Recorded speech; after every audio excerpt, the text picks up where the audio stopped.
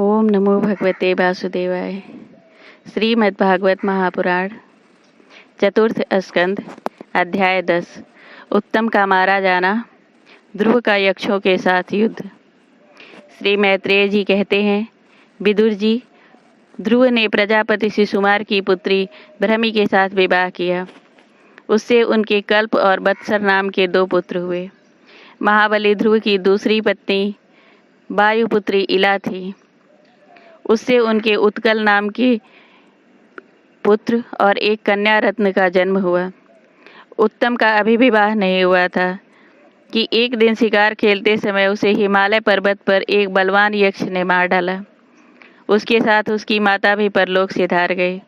ध्रुव ने जब भाई के मारे जाने का समाचार सुना तो वे क्रोध, शोक और उद्वेग से भरकर एक विजयप्रद रथ पर सवार हो यक्षों के देश में जा पहुँचे।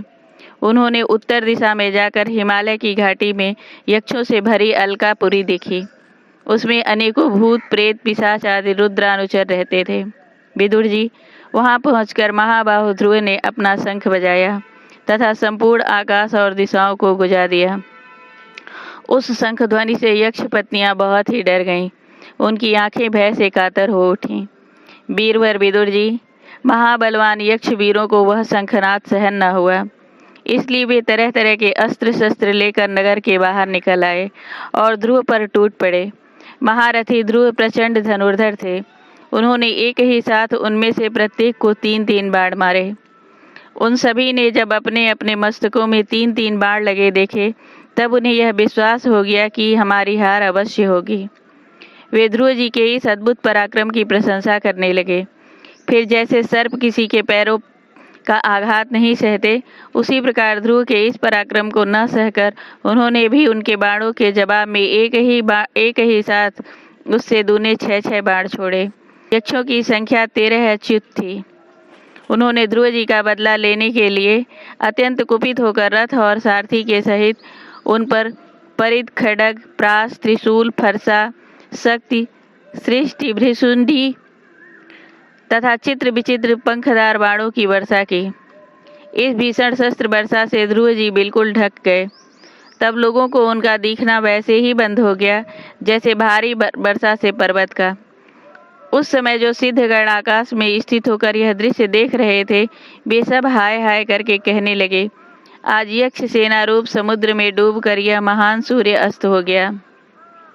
यक्ष लोग अपनी विजय की घोषणा करते हुए युद्ध क्षेत्र में सिंह की तरह गरजने लगे। इसी बीच में ध्रुव जी का रथ एकाएक वैसे ही प्रकट हो गया जैसे कुहरे में से सूर्य भगवान निकल आते हैं।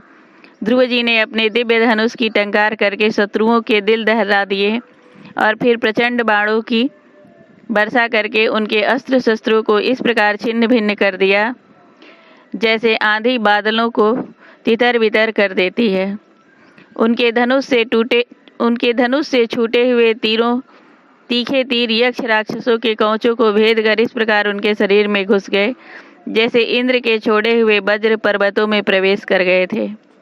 विदुर जी, महाराज ध्रुव के बाणों से कटे हुए यक्षों के सुंदर कुंडल मंडित मस्तकों से, सुनहरी ताल वृक्ष के समान जांघों से, वलय विभूषित बाहुओं से, हार, भुजबंध, मुकुट और बहुमूल्य पगड़ियों से पटी हुई वह वीरों के मन को लुभाने वाली समरभूमि बड़ी शोभा पा रही थी। जो यक्ष किसी प्रकार जीवित बचे, वे क्षत्रिय प्रवर ध्रुव जी के बाणों से प्रायः अंग भंग छिन्न भिन्न हो जाने के कारण युद्ध की रीणा में सिंह से परास्त हुए गजराज के समान मैदान छोड़कर भाग गए। नरश्रेष्ठ ध्रुव जी ने देखा कि उस विस्तृत रणभूमि में अब एक भी शत्रु अस्त्र शस्त्र लिए उनके सामने नहीं है, तो उनकी इच्छा अलकापुरी देखने की हुई, किंतु वे पुरी के भीतर नहीं गए। ये मायावी क्या करना चाहते हैं, इस बात का मनुष्य को पता नहीं लग सकता। सारथी से इस प्रकार कहकर वे उस विचित्र रथ में बैठे रहे तथा शत्रु के नवीन आक्रमण की आशंका से सावधान हो गए। इतने में ही उन्हें समुद्र की गर्जना के समान आंधी तथा भीषण शब्द सुनाई दिया तथा दिशाओं में उठती हुई धूल भी दिखाई दी। एक क्षण में ही सारा आकाश मेघमाला से घिर गया। सब ओर भयंकर गड़गड़ाहट के साथ बिजली चमकने लगी। निष्पाप विदुर जी, उन बादलों से खून, कफ, पीप, विष्ठा, मूत्र एवं चर्बी की वर्षा होने लगी और ध्रुव जी के आगे आकाश से बहुत से धड़ गिरने लगे। फिर आकाश में एक पर्वत दिखाई दिया और सभी दिशाओं में पत्थरों की वर्षा के साथ गदा, परिघ, तलवार और मूसल गिरने लगे। उन्होंने देखा कि बहुत से सर्प वज्र की तरह फुफकार मारते रोषपूर्ण नेत्रों से आग की चिंगारियां उगलते आ रहे हैं। झुंड के झुंड मतवाले हाथी, सिंह और बाघ भी दौड़े चले आ रहे हैं। प्रलय काल के समान भयंकर समुद्र अपनी उत्ताल तरंगों से पृथ्वी को सब ओर से डुबाता हुआ बड़ी भीषण गर्जना के साथ उनकी ओर बढ़ रहा है। क्रूर स्वभाव असुरों ने अपनी आसुरी माया से ऐसे ही बहुत से कौतुक दिखलाए जिनसे कायरों के मन कांप सकते थे।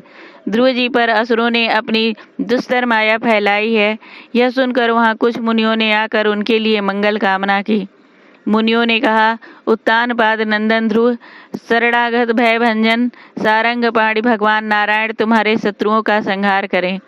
भगवान का तो नाम ही ऐसा है जिसके सुनने और कीर्तन मात्र से मनुष्य दुस्तर मृत्यु के मुख से अनायास ही बच जाता है। प्रेम से बोलो श्री भागवत भगवान की जय।